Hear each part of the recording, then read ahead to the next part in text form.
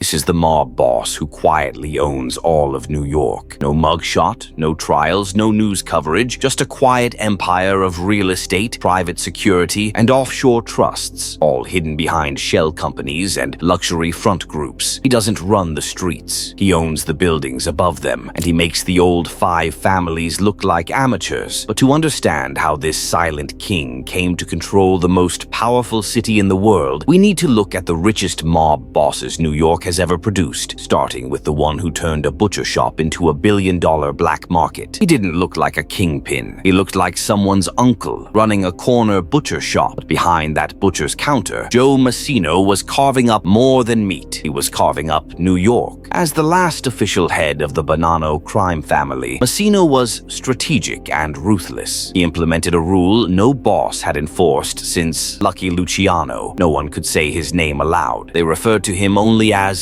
the man. This silence made him nearly invisible to the FBI. He ran a billion-dollar empire with coded messages, loyal soldiers, and business fronts, racketeering, extortion, loan sharking, and even high-level infiltrations into unions and city contracting firms. He avoided flashy headlines and instead focused on something more powerful than fear: consistency. He diversified his criminal portfolio, from trucking to restaurants, from construction to garment districts. Each business paid tribute. Each operation operated with clockwork precision, and when things collapsed, he flipped. He gave up secrets no one saw coming. He became the first official boss of a New York crime family to turn government witness. But here's where the whispers begin. Massino didn't disappear entirely. He re-emerged quietly in witness protection. But some believe he passed his blueprint on to someone much younger, someone smarter, someone digital. Some say that the architect wasn't created, he was mentored. Vincent Chin Gigante wandered the streets of Greenwich Village in a bathrobe, muttering to himself. He looked like a deranged man, incapable of leading anything, but it was all theater. Gigante was the boss of the Genovese crime family, the most secretive and arguably most powerful of all five families. For nearly 30 years, his act fooled prosecutors, psychiatrists, and jurors. He delayed trials, avoided jail time, outmaneuvered the FBI. But make no mistake, behind closed doors, Chin ran the city. He ordered hits with a nod, shifted millions with a handshake, never touched a phone. His greatest weapon wasn't violence, it was absence. Absence from the room, the record, the risk. When he was finally caught, it wasn't because he slipped. It was because time caught up. He aged, his circle cracked, and in 1997, the robe came off. But what Chin Gigante proved was this: power that can't be seen, can't be stopped. It's a lesson the architect would later perfect, not by acting insane, but by becoming untouchable through data, delay, and design. Where Chin used robes, the architect uses routers. Where Chin dodged the FBI, the architect doesn't even leave a signal to follow. Most people outside the underworld have never heard of Michel Miranda. That was by design. As consigliere of the Genovese family, Miranda operated in complete discretion. He was the whisper behind the throne, the shadow behind the power. He didn't want his name in headlines. He wanted it in contracts. Miranda was the architect of silence long before the architect ever arrived. He knew real power didn't come from ruling over men. It came from understanding the systems that ruled them. He focused not on the streets, but on the skyline, real estate, union deals, political connections. He mapped the city like a chessboard, moving pieces that no one else could see. Construction projects slowed or sped up based on envelopes delivered to zoning boards. Labor unions quietly shifted allegiances. All of it traced back to one man, Big Mike. He was the man behind the man behind the man. When a certain real estate developer suddenly saw permits clear, it wasn't luck, it was Miranda. When nightclubs avoided random inspections for years, it wasn't a coincidence, it was Miranda. His genius wasn't in creating power, but in recycling it. He took favors, turned them into influence, and sold them back to the people who thought they were in charge. Today, the architect uses digital infrastructure to do what Miranda did by hand. Instead of zoning boards, he buys zoning algorithms. Instead of bribing city planners, he invests in the firms that train them. Big Mike taught the mob that you don't need to own the streets if you own the concrete underneath. And that legacy, it's still rising, floor by floor, shell company by shell company, until one day the entire skyline belongs to a ghost no one can find. They called him the Snake because he never struck head-on. He coiled, waited, and attacked from places no one expected, especially prison. Carmine Jr. Persico didn't just survive incarceration, he weaponized it. As boss of the Colombo family, he managed to control operations from inside a federal prison cell for over 3 decades. No phone, no computer, just handwritten letters, coded visitors, and an iron grip over the outside world. Even from behind bars, Persico ordered hits, brokered alliances, and restructured the entire family hierarchy twice. In '91, a civil war erupted inside the Colombo family. It split the crew in half. One side supported Victor Orena as the new acting boss. The other stayed loyal to Persico. From solitary confinement, Persico sent down an order: eliminate the opposition. What followed was one of the bloodiest mafia wars in New York history. Shootouts in parking lots, ambushes outside diners, family members caught in the crossfire, and through it all, Persico didn't flinch. He maintained full control, proving that leadership wasn't about location, it was about fear. And Persico knew exactly how to install it, but he also knew how to survive. He used legal appeals to delay sentences, manipulated prison staff through intimidation and payoffs, even tried to get himself transferred to medical facilities with looser security. His power was so resilient that for years, government agencies couldn't figure out how he was still running things. They monitored every visitor, searched every letter. Nothing broke his chain of command. And when Persico finally died in 2019, he didn't just leave behind a legacy. He left a manual, a method of invisible rule, a blueprint for remote control of a billion-dollar enterprise without ever being in the room. It started with whispers. An informant vanished before testifying. A whistleblower from a Manhattan investment firm booked a flight to Zurich and never arrived. An IRS investigator working a case tied to anonymous crypto wallets had a sudden resignation, followed by complete radio silence. No official links, no autopsies, no bodies. But every time someone got too close to uncovering the money, they disappeared. Not in a dramatic mob movie kind of way, in the quiet digital way. Their emails went unanswered, their names scrubbed from databases, their cases were reassigned or closed due to lack of evidence. It wasn't fear that kept people silent, it was futility. Because how do you fight a ghost that controls the servers? Cybersecurity firms have picked up on strange patterns too. Sudden spikes in data masking software usage near city planning departments. Leaked ISP logs showing devices communicating through encrypted nodes outside US jurisdiction. And every thread they try to pull leads to nothing. But the theory won't go away. Some call him the digital godfather. Others refer to him as the algorithm in Armani. But all the stories share the same spine. One man operating outside the legacy mafia system who built a digital empire of silence. He doesn't need to threaten judges. He buys the AI companies that analyze legal trends and uses the output to adjust his own strategy. He doesn't need an army. He uses automation, artificial intelligence, and predictive analytics to do what the mob once needed hundreds of soldiers for. And unlike the old dons, he's not vulnerable to wiretaps or bodyguards flipping under pressure. There are no clear photos, no verified voice recordings, no confirmed location, but the transactions continue. LLCs still file in Delaware, funneling cash into Manhattan real estate deals. Luxury condos are sold to buyers that don't exist on paper. High-end security firms quietly expand into urban surveillance management. A euphemism insiders say links back to just one client, a network nicknamed The Grid. And The Grid answers to one silent operator. He's rumored to own stakes in more than 50 shell companies registered in tax havens across 6 countries. But what's more disturbing, they all interlock through algorithms. AI-generated board decisions, AI-reviewed legal contracts, AI-drafted lease terms for buildings bought in cash. Even his identity might be synthetic. One theory claims the architect is no longer a man, but a mask, used by a small council of ultra-rich families who needed a single public myth to operate under. Another says he's real, but no matter who he is, his fingerprint is everywhere. From real estate to city contracts, from zoning law to philanthropic foundations, from AI patents to encrypted offshore trusts. Even the NYPD has reportedly shifted internal protocol due to external pressures from unknown asset managers managers. Those pressures,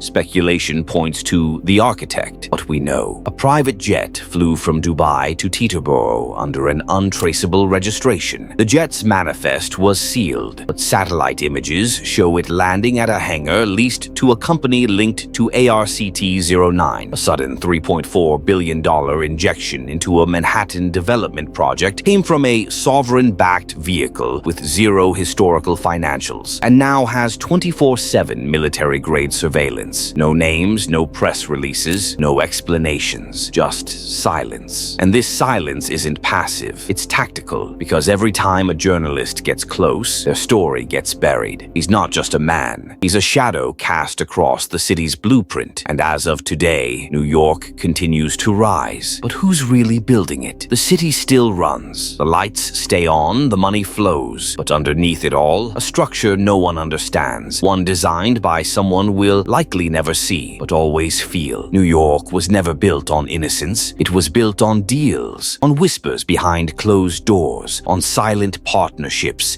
fake names on paperwork, and favors repaid through invisible channels. But now, we may be living in a version of New York that's no longer a city. It's a system, and the system has an owner. Not a mayor, not a governor, not a CEO, but someone who figured out the oldest rule of organized crime. It's not about force, it's about structure. While the 5 families fought for blocks, the architect bought the blueprints. It's about the quiet evolution of empire. No guns, no trials, no fingerprints, just paperwork, passwords, and silence. So next time you walk past a luxury tower with no tenants, ask yourself who owns it. If this story made you see the city differently, that's because it is different. Mob didn't vanish, it evolved. It left behind the street wars and traded them for boardrooms, wire transfers, and legal silence. And while the faces changed, the game stayed the same. Control everything, be seen by no one. At Luxrish, we don't just tell stories. We expose the structures that shape the world's richest cities and the silent forces behind them. Subscribe now, because this was just one city, and the architect, he may not stop here.